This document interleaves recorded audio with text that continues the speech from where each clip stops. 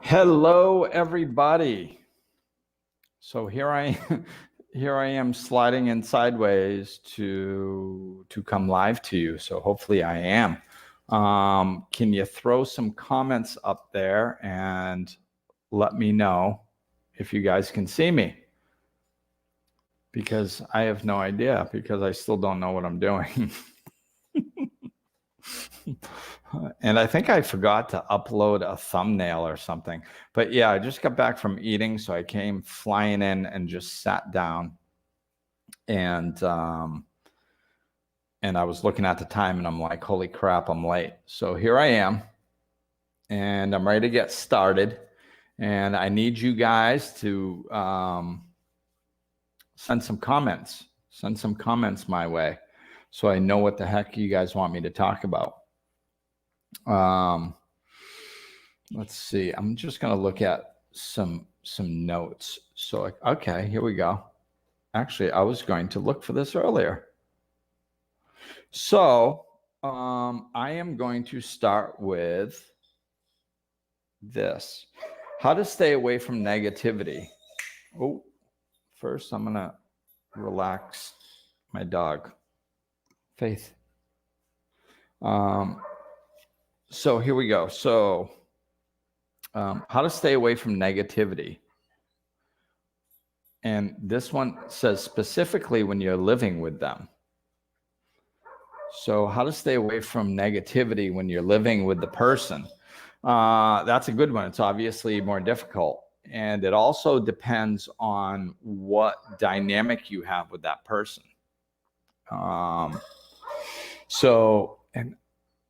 can you guys hear that dog barking in the background? If you guys can't hear it, then that's good, because it's really distracting. So yeah, it depends on the dynamic of the person that you're living with. I mean, how to stay away from negativity when you're living with somebody. It's mostly it's about the boundaries and you focusing on yourself. Because if you can't control the other person, and in that situation, you can't really get rid of the other person because they live with you, they're around.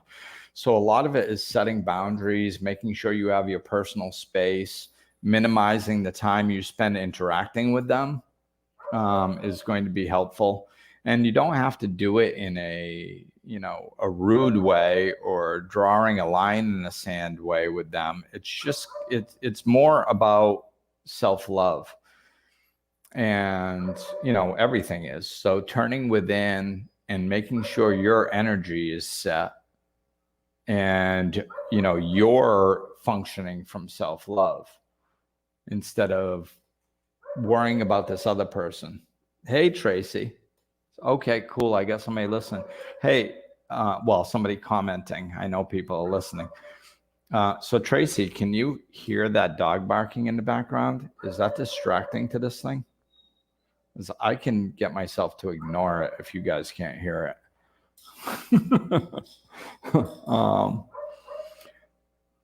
Hey, Sarah, my traveler. Cool. Thanks for joining me, guys. And guys, throw the comments in there. Give me stuff to talk about, okay? I appreciate that. So, yeah, to stay away from, hey, old friend, dog's fine. Thank you, Tammy. I appreciate it. And Rafaela, hola. This is my neighbor. You can hear it, but not distracting. Okay, cool. All right. As long as I can continue on, I'll just kind of train my brain to block it out. Or Rafaela, you can go get him. She's my neighbor. So like what I was talking about was was staying away from the negativity. So it's about, centering yourself and making it about you and self-love and what you need for your peaceful thing. You can't make it about them being negative. As soon as you make it about them being negative, then your energy is going to be one of frustration. The way you say things is probably going to be in an attacking way. Because that's what frustration does. It attacks back. And it doesn't matter if you're right. It matters what your energy is. So what you got to do is just focus on yourself, focus on self-love, and, set healthy boundaries. And just, walk away from conversations. Just don't engage. Hey, Laura. So there was a time when I was in some situations with some negative people, and they were just caught up into the negativity, and I couldn't get away. So what I did is I just walked out of the room, like everybody was in the kitchen and the conversation was very negative. So I just walked into the living room and sat down like all alone and just started relaxing. Because that's what I wanted to do. I just wanted to be outside of that energy, that conversation. And then a little while later, they actually came in the living room and sat down. And fortunately, it was summertime. And I went outside with my son. I was like, hey, you want to go kick the soccer ball around? Yeah, okay. So we went outside and kicked the soccer ball around. I wasn't, you can't point the finger at somebody else and tell them how they can live and how they can't live. And it doesn't really matter if you're right or wrong. You just don't have the right to tell other people how to live. But what you do have the right to control is your space. You have the right to control what conversations you get into, what conversations you don't get into. You get the control when you walk away from a situation and when you don't. There's lots of things that are in our control that we don't take advantage of because we're too busy worrying about what they're doing. Try not to worry about what they're doing. They have the right to live negatively if they so choose. You have the right to live positively. So live positively. So it's all about self-care, setting boundaries. If you live with somebody and they won't, and you go into your room and they follow you, well, that's a boundary issue. Like you got to set boundaries. Hey, this is my space. You need to be invited in, whatever you got to do. You have to set boundaries in certain situations too. But I think that's kind of the primary overview without, since I don't know all the specifics on that question, I just kind of want to give a basic overview of the energies and how, the type of energy and the type of mentality that you wanted to come from to deal with those particular situations. So yeah, what else you guys got? Thanks for the input on the doggies. And now, yeah, and you can tell Faith can hear it too because she's out at the door like whining because she wants to go play. Faith, relax. So what do you guys got? What do you guys got? Throw some questions at me, man. This one was a Q&A that I did before. So I can't do that. Yeah, I need some questions from you guys. Let's see. So while I'm waiting for questions and the comments, I will talk about a topic that's been coming up lately. Oh, okay. Well, wait a minute now. Now we've got Amanda. How is it living in the Dominican? Oh, I thought there was two people that put that. I guess it was Amanda. Hey, Amanda. It's awesome. Hi to you and the rest of the family. Yeah, I'm loving it. I'm still getting used to it, but I am loving it. I touched on this a lot in the last podcast or the last Q&A. I love the people, the energy, the attitude, the happiness, the joy, the slower pace, the calmer stuff, the ability to walk a lot of places. Like my neighbor and I would just walk down to dinner, beautiful place right on the beach, and walked home. So it's, we're just in a great community, especially my little community here, with great people, and the weather is phenomenal, and Faith gets to run around the beach like a nut and meet other dogs. It's great. The food is wonderful, right, Rafaela? And Sue, hi. I'm getting a lot of listeners from Rhode Island. Laura, Sue, Amanda. Great podcast with Patrick. Yes, so this is Sue's nephew, Patrick, that I just did a podcast with. And it's called Illuminate, with Illumin and the number 8, which was pretty cool. So I just did a big podcast with him like a couple days ago, and he's already got it up so you guys can listen. So you guys can find that, I believe, on my Facebook page, my business Facebook page. I think there's a link on my Instagram too. And I'm going to be sharing it again because the one I shared, he may have just had a link, but so I think it's on my Facebook page, but it's brand new. Check it out. It really went well. Patrick is very spiritual in his own right. So it was cool as he guided the questions and stuff. So yeah, definitely check that out. And we have Tina. Hi, Tina. How can I be supportive to someone who is an alcoholic but hasn't decided to seek treatment yet? That's a good one. That's a very good one. The biggest problem, I came in to spirituality through the doorway of addiction, specifically to alcohol. So I was an alcoholic for 20 years. So, and I've worked with a lot of them exclusively for 7 or 8 years after I got sober. So I've been around it a lot, and worked with it a lot. And I've experienced it from both sides, being it and understanding how the thought process works, going through sobriety. So understanding what it takes for that to occur, and also helping people since then, not only try to get sober themselves, but I've had several clients with family members and loved ones. It's a very common issue. So, to be supportive, it's tricky. It's kind of tricky wording, because most people think of supportive as helping or supporting people in what they're doing or something, and like the biggest thing with someone who is an alcoholic that hasn't decided to seek treatment yet is you got to let them crash.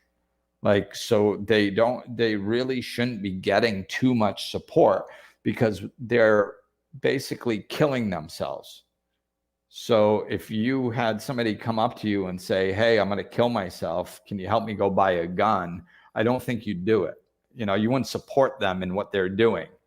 So, and I understand that the phrasing, that particular word, may not be what you meant. So I'm going to come at it from a different angle, but just to be clear, somebody that is an alcoholic, that is, we never know if somebody's an alcoholic, but if it's pretty clear, like their health is declining, they're destroying their life in different ways, relationships, when their life is really getting consistently worse because of alcohol, the last thing you want to do is really support them in any way, because the only thing that really gets people sober is consequences. The longer somebody can drink without experiencing the consequences of their actions, The longer somebody can rationalize their life getting worse without having to take responsibility and do something to change it, the longer they will. Because that's like alcoholic 101, man. The first thing you learn is how to rationalize your drinking, because you drink and you like it and you want to continue doing it. And, things start happening, and you need to learn how to rationalize those things away so you can continue doing what is making you feel better. So they're very manipulative. I know, I know of what I speak, because I was very manipulative. So if you're supporting them in any way, telling them it's going to be okay, yeah, it's not fair, life isn't fair, poor thing, hey, buck up, camper, any of that is not helping. Enabling is obviously not helping, and people are starting to become aware of that. Enabling does not help. But people don't always know what enabling is, because they go, oh, well, I shouldn't give them money. Yeah, that's one thing. But you shouldn't, like if they're living in your house and they are not working and they're not paying their bills, or they're destroying their life, or they're throwing things into walls, or doing some dysfunctional stuff that alcoholics are doing, then you probably should get them out of your house. Because as long as they have a place to stay, they don't need to change, So you have to let them destroy their lives and feel the consequences of their actions. You have to let, usually most people, believe it or not, are very kind, loving people. And part of the spiritual awakening we're in is people understand that we should be kind and loving. Like, everybody wants to be kind and loving now. And so they want to, but we don't really know how to do that in a healthy way. So a lot of times with alcoholics, people are running around throwing pillows on the floor to make sure they don't get hurt if they fall. And it's that impact that is the very thing that's going to wake them up. It's them feeling the consequence of their actions that is going to wake them up. So, so really you can't support negative behavior if they are behaving negatively in any way, shape, or form. You have to not allow them to take it out on you. Another thing too, I guess, like if somebody I knew somebody a while ago that was in a situation that came to me. If you have an alcoholic that's sitting there coming to you, whining and complaining about being an alcoholic, but they're not ready to go to treatment yet, don't listen to them piss and moan. Because all that does is they feel bad for themselves, they purge, and they get it all off their system, and they feel a little bit better because they got things out of their system. Hey, Josh. So they feel a little bit better because they purged, they threw up all over you. So they feel a little bit better. And then they go out and they just live the same way. And then they come back and they throw up and they feel a little bit better, verbally throw up, emotionally throw up all over you. And then they go back out and create more crap. And then they do it again. And it's just a never ending cycle. So like, you don't want to be supportive in that way either. I mean, you got to look at them and be like, listen, I don't want to hear it. You either go get some help or, stop coming to me to complain about your problems, because you're not willing to do anything to change them. And you can, believe it or not, you can do that in a lot of situations. I can't. I mean, my friends know this. If you're around me consistently, I mean, as a friend, I can sit there and listen when somebody needs to have an ear. And I can do that a little bit. It's part of being a friend. But if it's consistent, it's not going to last too long, because I just can't be around that for too long. So we're either going to have to get to the solution pretty quick, or we're going to have to change the subject. But I can't, Ugh. So hopefully that helps, Tina. If there's anything, specific or that I didn't address, you can, feel free to comment below again. And there's my buddy Josh. Say happy birthday to Justin, his wife's birthday today, I believe. I think I saw that earlier. So happy birthday to her. And see, I told you there's a lot of people from Rhode Island today. And let's see, Tracy, any advice on trying to stay positive with patients, family members who personally attack you over things out of your control? Hey, there's Rose.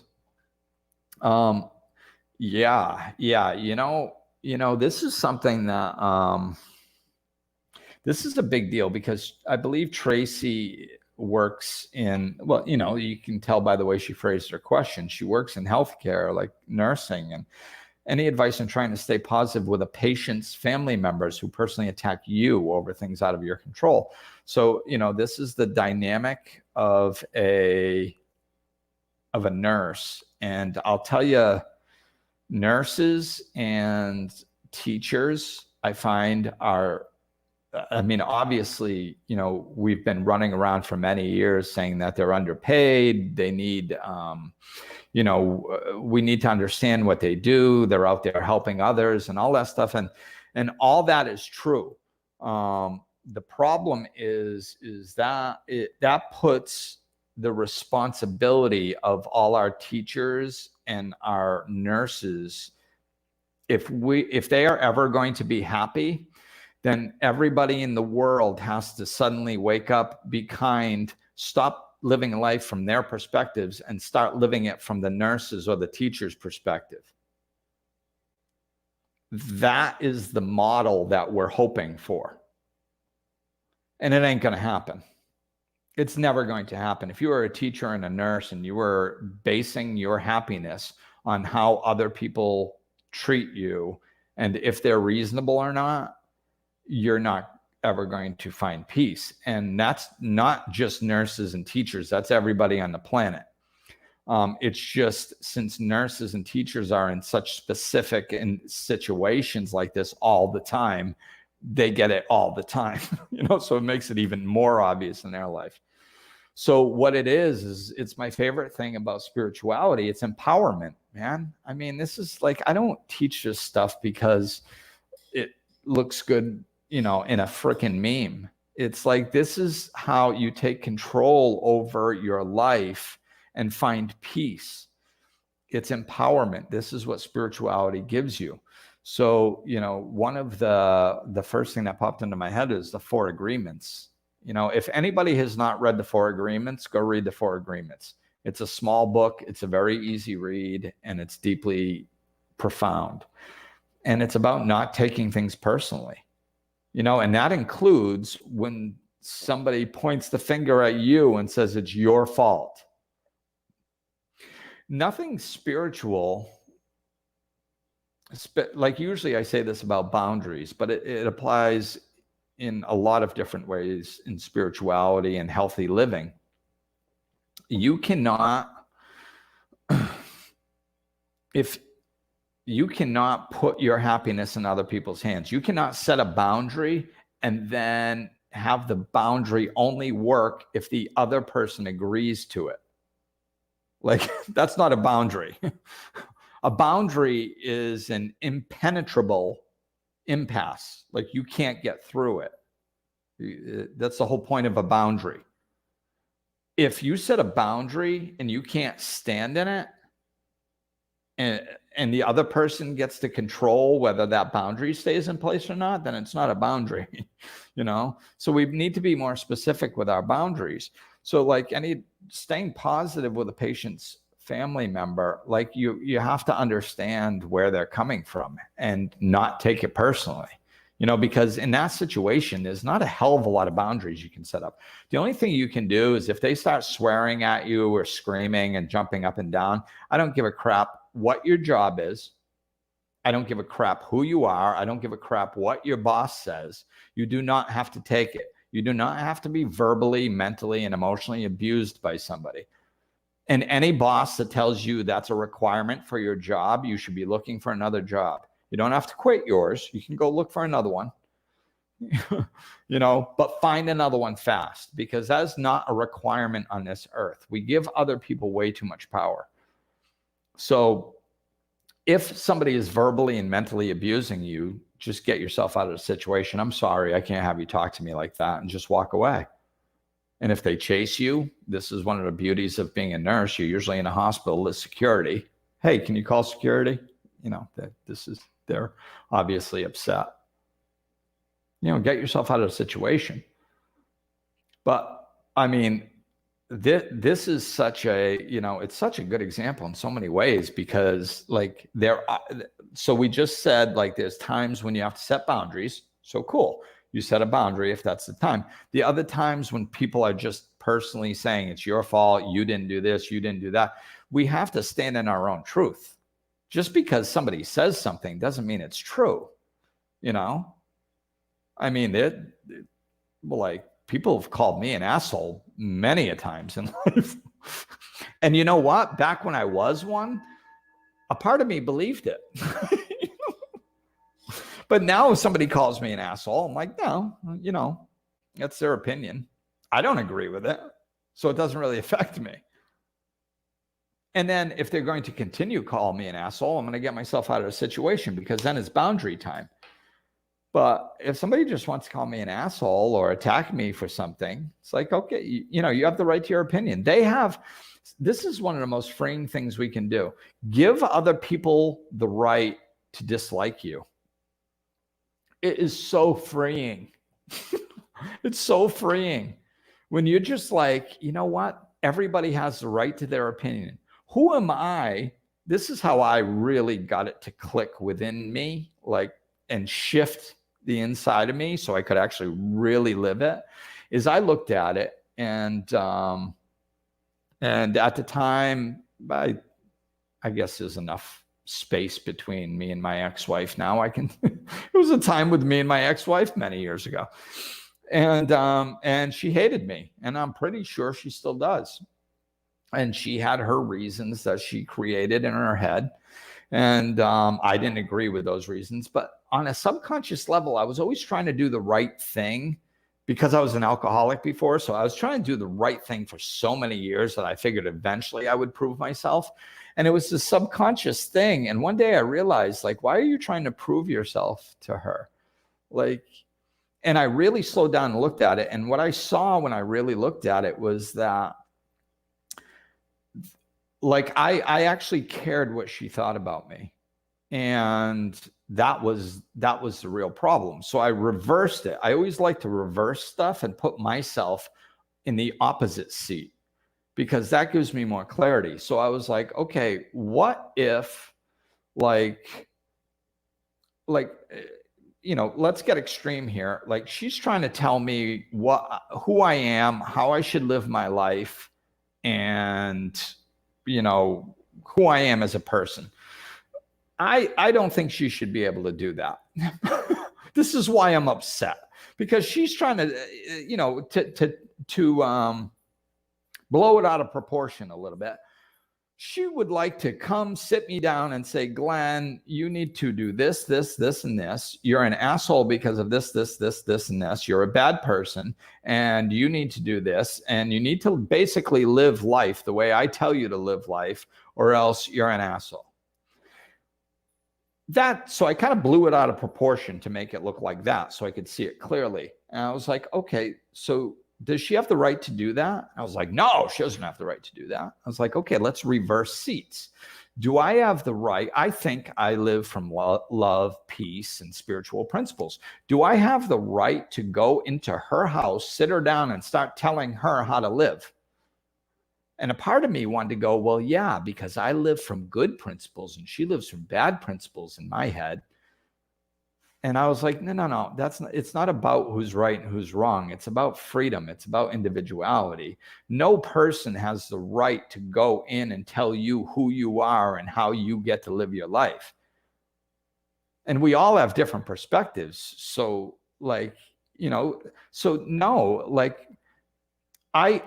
I can't go into her living room and tell her how to live for one reason. And that is, I would be a hypocrite if I did, because I don't want her coming into my living room and telling me how to live. And it has to go both ways. If I get to tell her how to live, then she has to be able to tell me how to live. It's only fair. Otherwise, I'm a hypocrite. And I don't want to be a hypocrite. So once I saw that, I was like, wow, I really don't have the right to tell anybody how to live or how to think. And I'm a life coach. It's kind of my job, and I still don't have the right. So that was when I really gained clarity. And I was like, I need to give her the right to hate me, because I knew she did.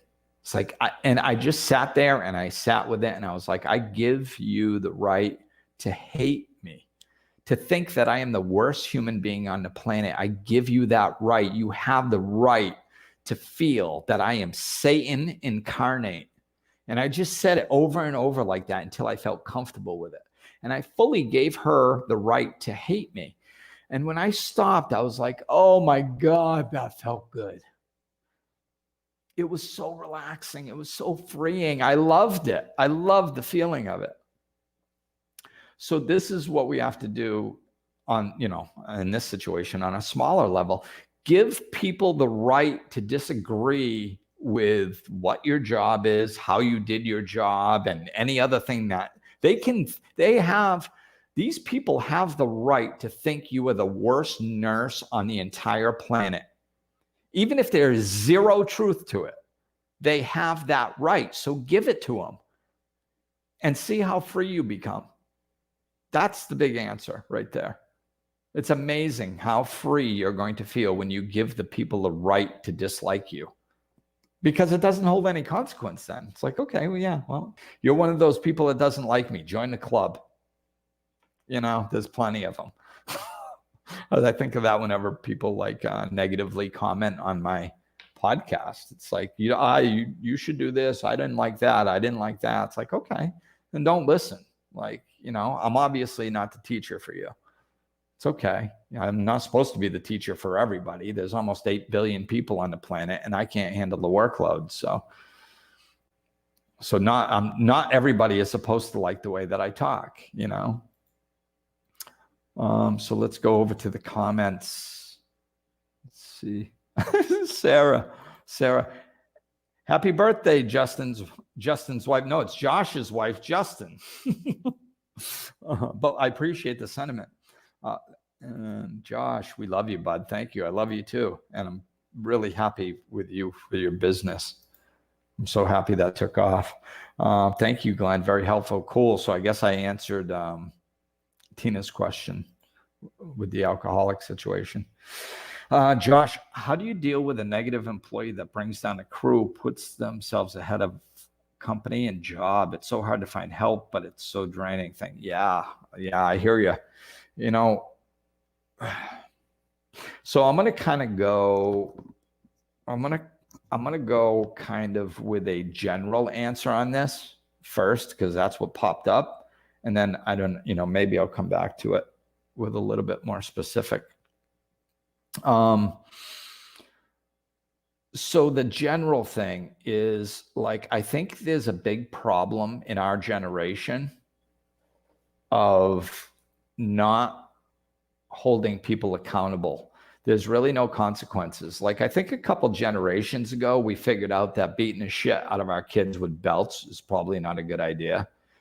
And they're growing up with all these mental, emotional freaking, from getting their ass kicked all the time. They're walking around in fear. And, so you got to remember, for thousands of years, that was actually kind of okay. I mean, I'm not saying it was okay. I'm saying it was okay with the way people are, but there are so many signs that we are in the middle of a spiritual shift. And this is one of them. People are getting more sensitive. What flew 100 years ago or 50 years ago isn't flying now. We're more sensitive beings. So we've gotten to the place where we try not to mentally, emotionally, and physically abuse our children. This is fairly new. Generations ago, you kind of could get away with some of that, and they had thicker skin, and it was socially acceptable. People didn't really take it personally, and we weren't in the middle of a spiritual awakening, so they weren't as sensitive, and whatever. But we're going into a spiritual awakening, so what happened is we needed to become more sensitive and do things differently. It's part of the change. So we stopped beating our children. We stopped mentally and emotionally abusing them. For the most part, but what we didn't replace it with anything, and I think that is one of the biggest dropped balls of our generation. We didn't really replace accountability and consequences with anything. We're just like, well, I can't beat them, I can't yell at them, I can't lock them in a closet, so I'll be their friend or something, so we didn't have anything really structured to replace that with. So there's a generation that's grown up without a lot of consequences, and it's kind of spilled over into society in a lot of ways. So I think one of the things we need to do is there needs to be accountability and consequences in all scenarios. So I'm going to take this question. Like I said, I'm answering it kind of broad because this is a specific question. And, but I really want to touch, I'm really getting pushed to touch on this lesson. So anyway, so I'm going to broaden it out a little bit and go, I saw somebody one time, they were complaining how, millennials and it's hard to find good help and that type of mentality, right? And they were saying, this person took like 3 weeks off of work in the first 6 months. And they're like, this is ridiculous. I can't believe they took 3 weeks off in the first 6 months. And I was like, yeah, but you're the boss. The boss was complaining that their employee took 3 weeks off in 6 months, in the first 6 months of a job. And they're kind of saying boy, this generation is irresponsible. They're not irresponsible. They're getting away with what they can get away with. I mean, when I was 18, 19, 21, 23 years old, you want to know the one reason that I didn't take 3 weeks off in the first 6 months of a job? One reason is because I wouldn't have had a job. That's why. And I knew it. I would have gotten fired and I needed the income. So I didn't do it because I needed the job. So it's just consequence. And we are the bosses, I'm 52 years old. We are the bosses. So the mentality, and again, I'm generalizing here, because I understand, Josh, a specific employee can be a little bit difficult, but let's get the big picture first.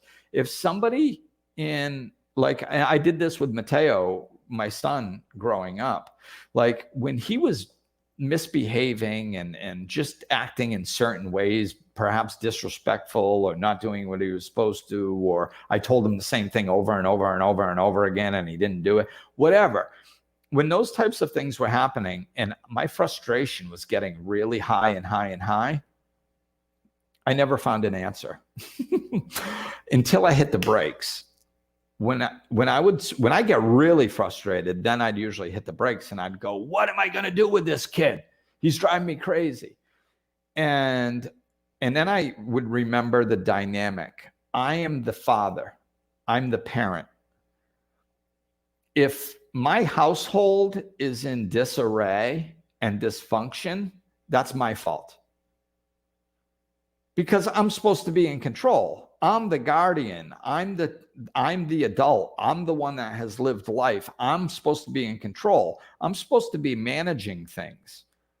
He's not. So if the house is in disarray, it's my fault for either doing something wrong or allowing him to take over. Regardless, whatever it is, it ain't his fault. You can't let the chickens run the roost. If you're in control, you have to be in control.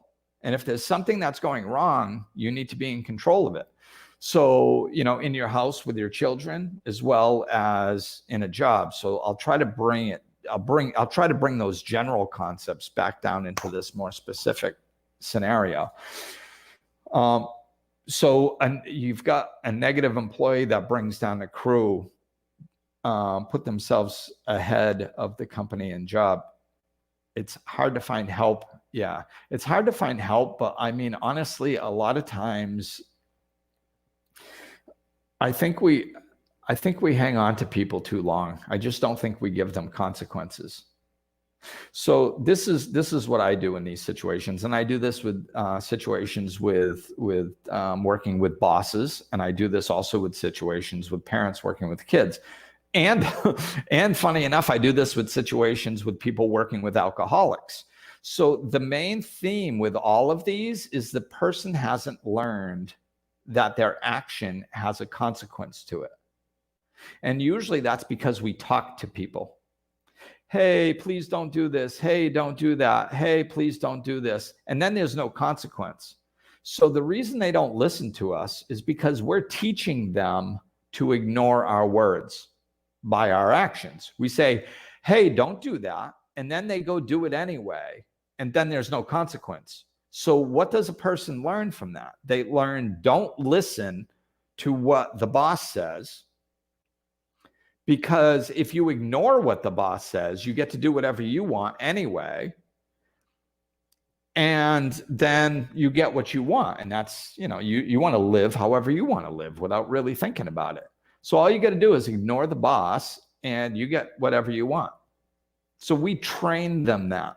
So we have to take responsibility for us being the problem and not them. First. And oftentimes I'll approach it that way.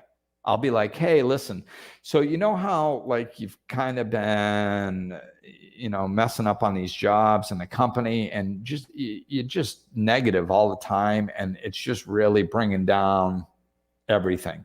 And how I talked to you about that. And then, you just kept doing it and there was no consequence. Yeah, that was my bad.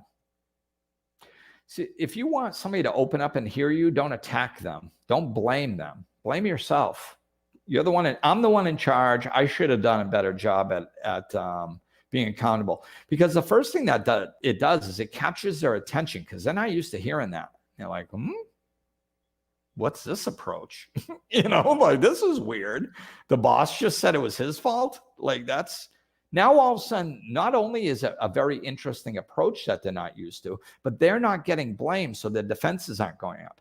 As soon as somebody's defenses go up, they don't hear anything that you say after. They're just trying to figure out how to get around whatever you're telling them. So when you're going, you really shouldn't be negative, they're going, I'm really not that negative. And you go, you're bringing down the whole crew. And they're like, man, they should take responsibility for themselves. I'm not bringing down the whole crew. The whole time you're talking to them, they're just counteracting whatever you're saying in their own brain. So you got to lower their defenses so they can actually hear what you're saying. And taking responsibility on yourself makes them know that this is a dynamic that they're not real comfortable with. They don't know how this is going to play out, so they better pay attention. So then you tell them what the consequences are. You have it planned ahead of time, very specific. Listen, if I hear you or catch you doing this again, this is what's going to happen. This is what's going to happen. And the first one or two don't have to be real extreme. It's just to teach them that their actions have consequences and you actually mean it. That's what we need to teach people. That's why consistency is so important.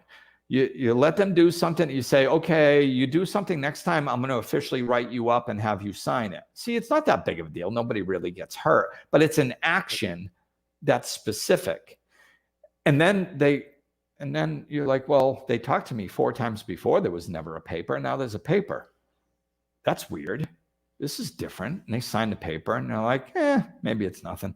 And then they don't really change because they're used to not listening to you. And then they do it again. And then consequence number 2 comes in and it's a little bit more severe. But again, we're trying to teach them consequence action.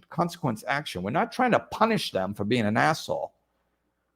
So do maybe 3 or 4 consequences, with the last one being firing them.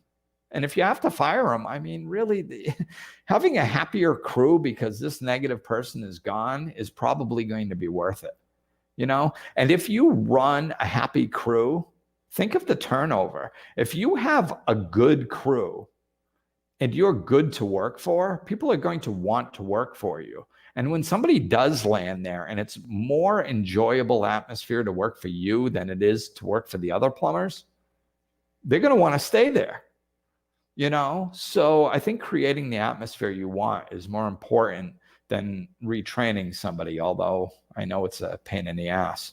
But if you start doing this from day one with everyone, from this point forward, and like you can get rid of people. And I mean, if you know they're just, get rid of them, you know, like because that's, you know, one a lot of people say when I talk about this, they're like, yeah, but these people they'll allow you to fire them because they're like, oh, whatever, all right, I'll go get another job. Cool, go get another job. Go let them work for somebody that can put up with that crap and feels like being drained. They don't have to work for you. There are good people out there, you know, there are good plumbers out there. There are good workers out there. There are people out there that feel a sense of self-esteem when they do something. You know, my son's plumbing in Florida right now, and his self-esteem's never been higher because he's working hard and it makes him feel good about himself. So you got to find those people, you know. So hopefully that helped. Let me see. I'm going to thank you so much for all these questions. I love it. I'm going to scroll through and see if I can touch on a couple more so I can wrap it up.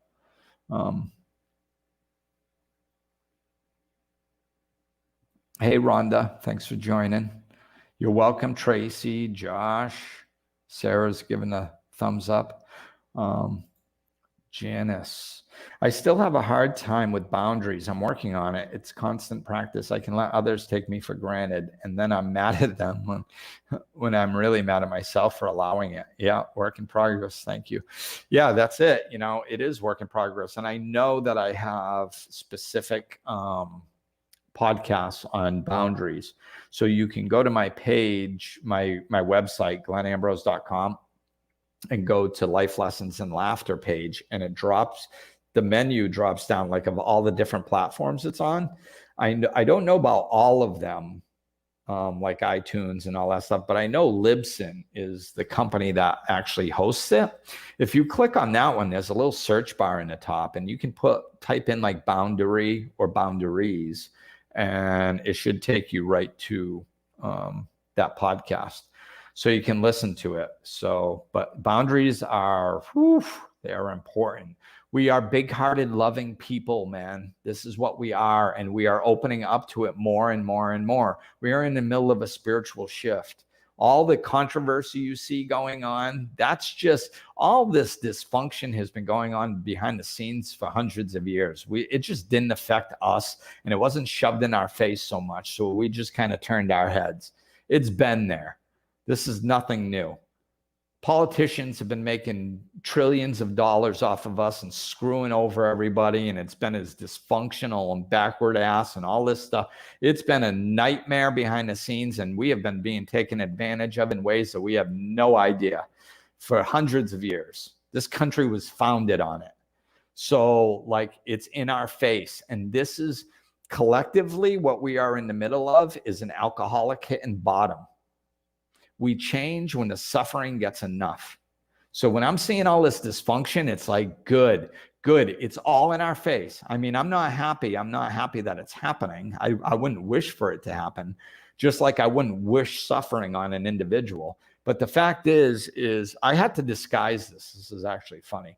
When I first woke up spiritually and I started working with people, when people started telling me about how horrible their life was, I started getting excited. And I didn't hide it well because I don't hide much well. So I was like, oh, really? Your wife left you? And she took the kids? Oh my God, and your house is being foreclosed on? This is wonderful. You know, I wasn't quite that bad, but I was kind of like that. And people are looking at me like, what is wrong with you? This is horrible, and I'd be like, oh, I'm sorry. I'd catch myself. I'd be like, oh, I'm sorry. I'm just like, as you tell me this stuff, I'm just seeing how close you are to awakening and transcending all this. And I'm getting more and more excited, because the more and more suffering that you're in the midst of, and the more overwhelming it is, the more you're going to be pushed into a different way of being. And that's where all the peace and the love and the joy is. And I'm so excited for you. And they're like, you're freaking weird, man. Oh, it was pretty funny though.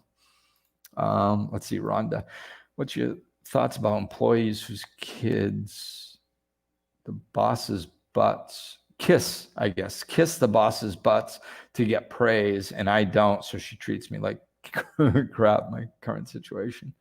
I'll try to touch on it quick. Oh, before I do, I gotta say, I'm gonna go back to this in a minute. Laura, you got excited the day I was blubbering in Life Enhancement Center. Yeah, back in my old business center, Laura was telling me everything that was wrong in her life, and I was like, I can help. So yeah, kissing the boss's butt to get praise. I mean, most of the situation, quite honestly, don't even worry about it. Like, don't, just do your thing. It's not an issue about that. Let them kiss her butt or his butt. It doesn't really matter.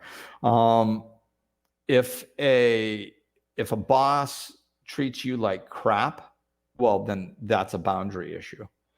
I would, like, usually with the situations, what I try to do is I try to approach it. You can approach friends, family, bosses, coworkers, just about anybody in this way, because what you're doing is you're connecting to the truth underneath them.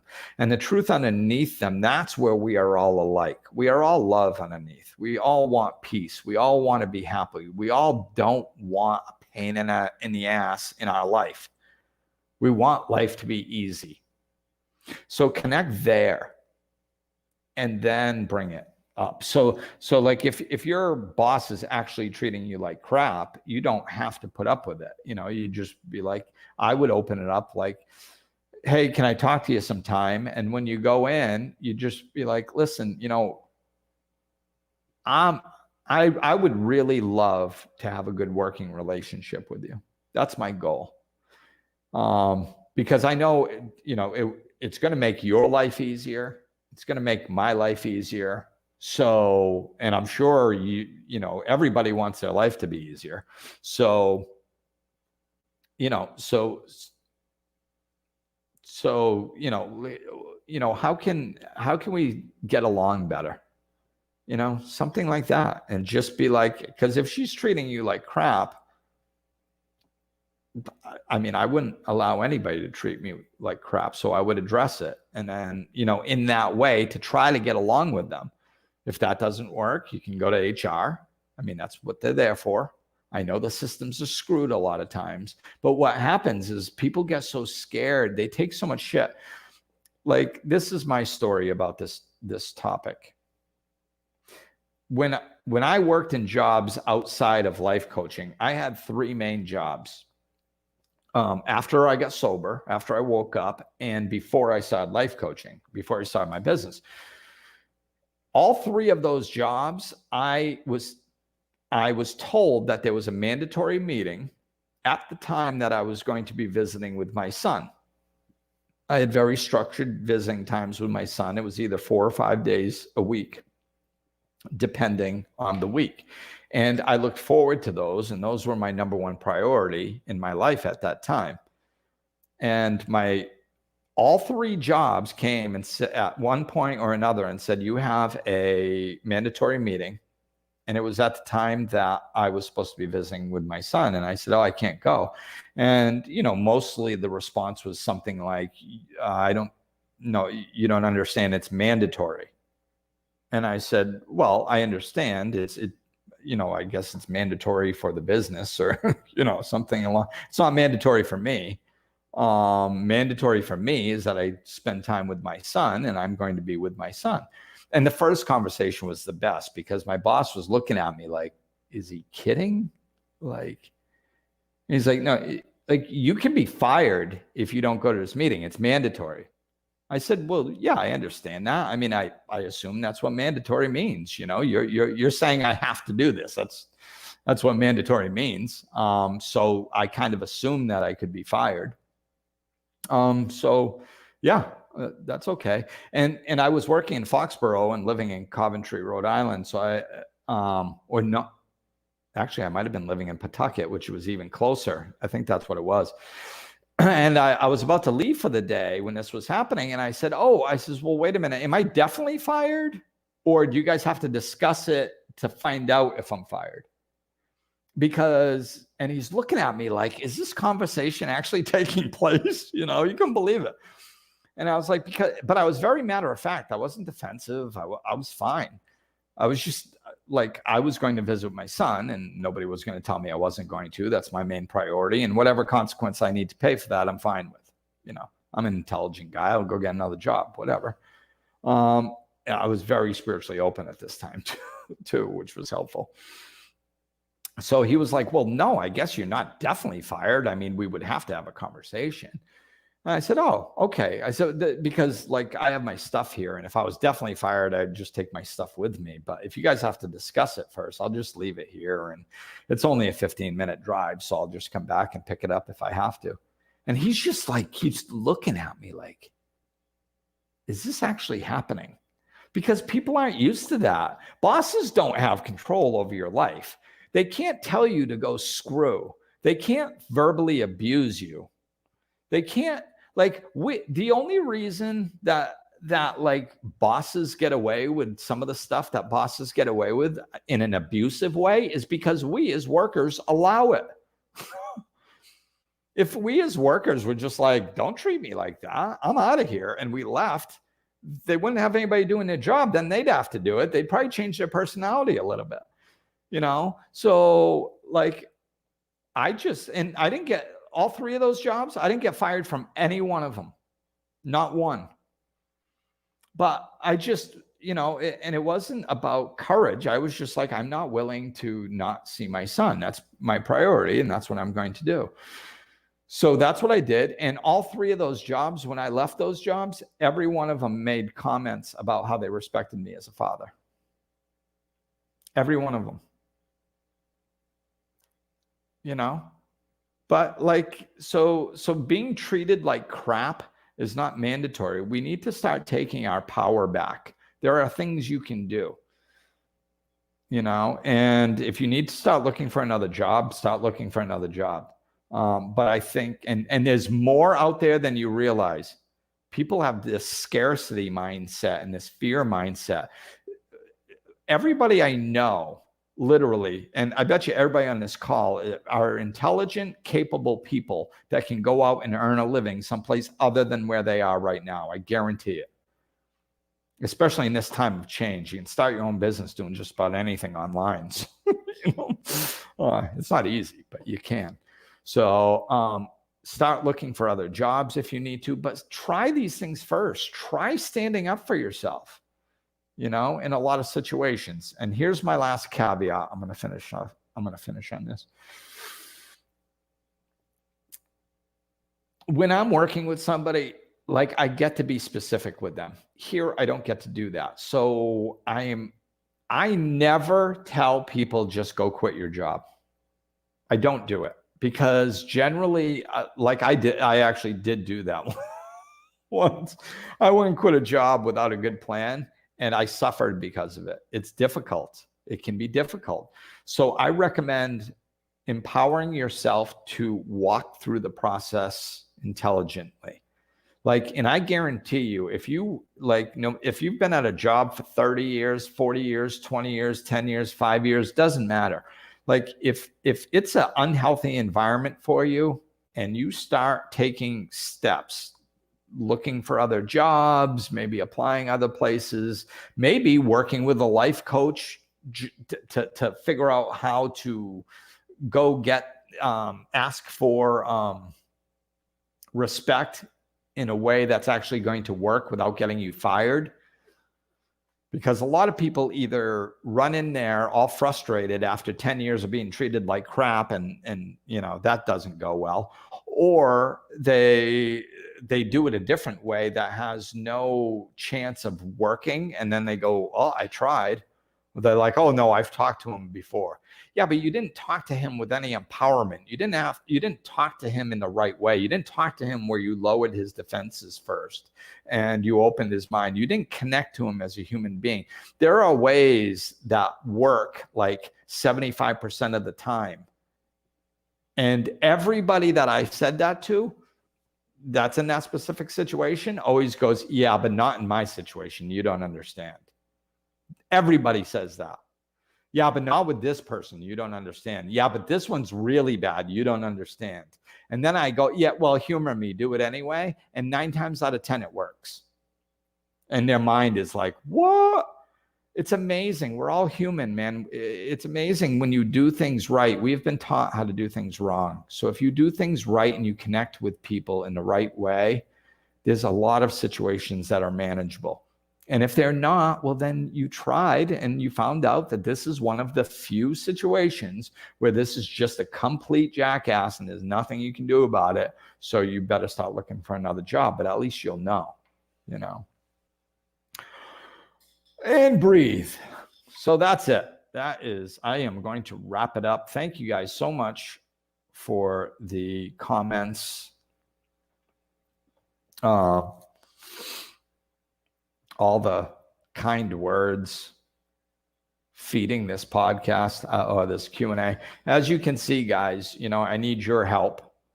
I need your help to feed this thing. So I appreciate all the food that you guys gave me to go off on. So next week, do it. I'm going to see if I can end this thing right, because I ended it wrong last week. So it didn't have like a closing thing or something.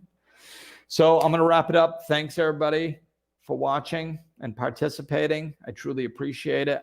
And I'm going to see if I can end this now.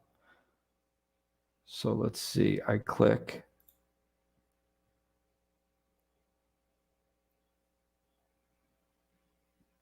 All right. I think it's just this. See you guys.